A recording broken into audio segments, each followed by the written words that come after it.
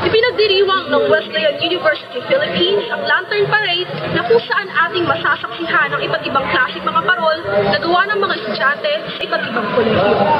Nagliwanag ang kabanatuan sa mga nakikislapang parol na gawa sa indigenous materials. Ang Lantern Parade ay isang kompetisyon kung saan ang mga nanalo ay ang High School Department, College of Technology at College of Arts and Sciences. Ang parol na ito ay ginawa sa pamamagitan ng mga recyclable material na hindi makakasama sa ating environment. Hindi pagpapakita rin na pwede para tayong gumawa ng mga parol kasama ng pagdiriwang ng Pasko na hindi gagamit ng mga bagay na makakasama sa ating kalikasan.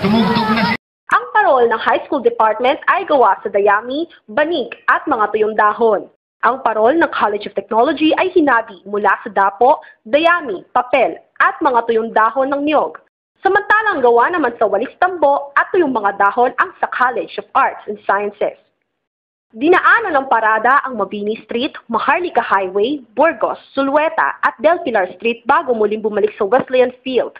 Ang proyektong ito ay pinangunahan ng Office of the Student Affairs kasama ang Supreme Student Council at Administration. It's interesting in the sense that, as far as I remember, this is the first of its kind. And there was real community participation. Crystal Tan, Nagbabalita.